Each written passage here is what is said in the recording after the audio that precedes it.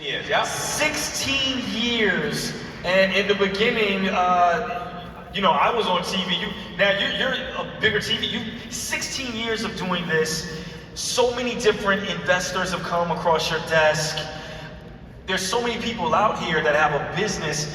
Let's start with that. What's the first thing you would say to somebody that wants to pitch their ideas?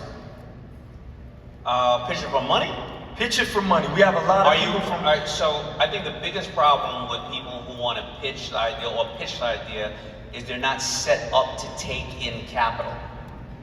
They don't have QuickBooks, they can't print out their numbers. So if you look at two equally relevant businesses, I don't care what they are, and one of them doesn't have proper accounting that you can easily print out the business, you can't invest in it, so you're going to go to the other one. And I know that financial intelligence and dealing with finance, it's a pain in the ass. You get your water, your glosses over your eyes. But that's the most important thing, because, all right, so it's almost like somebody coming to me with, well, I don't really have my receipts ready in my shoebox, kind of like that. Well, first of all, I go like this. You can't show me the evidence of what you told me you did all this, so are you lying? Or if I give you my money, will you squander it by mistake because you can't track it? Have you ever been able to give it back to somebody, or are you a thief? A lot of people don't realize they want to get the money, but how is the investor going to say, let me see what's going on. Okay, well, we're running the negative, no problem. I see where all the numbers are. That is the biggest thing. Also, when people, I wrote a whole book called The Power of Broke. A lot of people believe that they need money to make money. The reason why FUBU did so well was that when I got that deal with Samsung, I had only sold to 10 stores in New York City. Wow. Now, I did put on the shirts, New York, Japan, and Tokyo, because my cousin Pookie lived in Japan, so I just told everybody I was in Japan. But the reality was that the reason the 10 stores is because I didn't try to be anything to everybody. When I knew that I was selling 20 shirts a week in one store, I tried to get up to 24 shirts. And after the 24 shirts, I then put hats and I put sweatshirts. So when my backer came to me and they called the store said, he's moving more shit than Nike is per week. Wow. Then I was able to replicate that. A lot of people don't realize that small businesses, the number one reason why small businesses fail is actually overfunding. They borrow too much money. And then they can't pay it back. Right, because if you got a bakery, if you want to open a bakery because grandma made the best cupcakes in the world, so now all of a sudden you got a 7-year lease. You never sold one cupcake yet though. 7-year lease, right? The register looks like a cupcake, the couch looks like a cupcake, right? Everything looks like a cupcake right now. You spend all that money, spend $100,000 on it, never sold one cupcake. Now you open the store up. You find out that the software, you can't work the software. The kid in there that's working for you, every cupcake he's selling, he's stealing one more cupcake, right? Definitely gonna have the stolen cupcakes and the frosting, the whole thing. All day. There's a kid next door in a school that got a peanut allergy that they got to square off 4 square miles for. You sell peanuts in your cupcake. And there's a little old lady in the church down the block that's been slinging cupcakes like crack for the last 20 years. You close the business, you have no more credit. A bunch of friends who invested in you, they don't have any more money, and now you have to reset your entire life instead of going to the mall and opening a kiosk for a weekend and selling a shitload of cupcakes. And so people don't understand about financial intelligence. It's a pain in the ass, but I'm gonna give you some stats and some data. 65% of lotto winners and athletes are bankrupt 3 years after leaving the league or winning the lotto. Let's say that stat again, 65% of athletes and lotto winners are bankrupt 3 years after either winning the lotto or leaving the league. Break down to us why that happens. They don't have financial intelligence. They have a lot of money, but they don't have financial intelligence. 65% of Forbes' wealthiest 1,000 people are self-made men and women, like the men and women in this room and on this couch. All right? Now, let's look at the titans of industry in this country. Fords, Carnegies, Rockefeller, Mellons.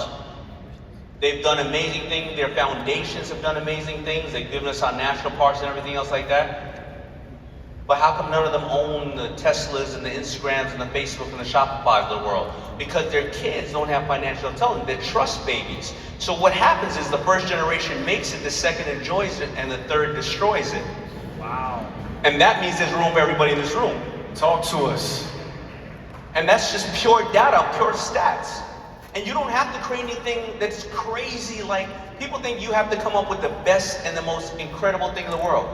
The #1 company in Shark Tank history is my company called Bombas Socks. Anybody got Bombas Socks? They came on doing $800,000. They're gonna do $1.5 billion this year. Wow, right? The #2 company is a stupid ass looking little sponge called the Scrub Daddy. The Scrub Daddy. They're gonna hit the mark of $1 billion this year. Wow. And Lori beat me out of that deal. So when you guys are competing, well, first of all, I've always wanted to ask this. I don't think investing your own money, or is there like a pot of some corporate TV money, or this is all your real bread? If that was corporate TV money, I'd have every one of my cousins, my sisters on there. You'd be on there. Yo, come on the show. Yo, give me 20%. You know what I'm saying? I'm gonna make sure that shit is hot. Are you crazy? That's my money, man. So how do you know, with so many people coming across your desk, so many investments all the time, how can you identify a good investment from a bad investment? I can't. I can only identify if I like the person. Every single person here was still pack animals. At the end of the day, people invest in you because they like you.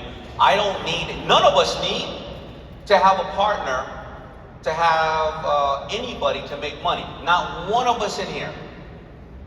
Because if you wanted to, you can invest in dead billionaires like Steve Jobs. We know Apple is taking up 70% of the market. It's not going nowhere. Apple, I think, has doubled in the last year and a half.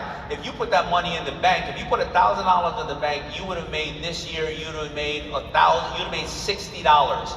If you put that money, that $1,000 in the bank, and you bought Apple or Shopify or Amazon or Facebook, you would have made $1,000. Right? And so I don't need to talk to anybody to make money. If I put my money into Tesla, Elon Musk ain't calling me to ask me to fix a car. So I have to like the person walking into the room because I'm trying to 10x the money. But a lot of people here, you don't have to start a new business. You know, the reason why they say, a lot of people go, well, the rich don't pay tax. You ever heard that? Of course. Okay. Well, here's what happens. Here's what the rich do. You don't have to be rich. You can have $1,000, right? Whatever the case is. So a person is rich, for argument's sake, if they got $10 million they put into the stock market. If the $10 million goes up to $20 million, right? What they can do, and just the same thing in real estate. That's why they say stocks are real estate.